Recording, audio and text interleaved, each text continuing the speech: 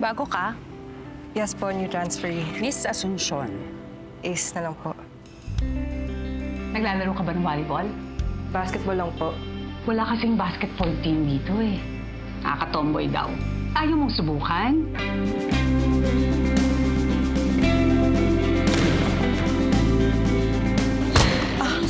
Ace, focus naman tayo. Ayaw niyo ba manalo? Beast mode na naman siya. Ang intense naman kasi ni Jana.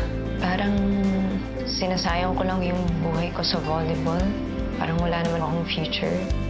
Bakit di mo na lang itry? Fun lang. Anong gagawin natin about coach? I think kailangan natin tong i-open up sa team. Lalaban tayo. Team tayo, di ba?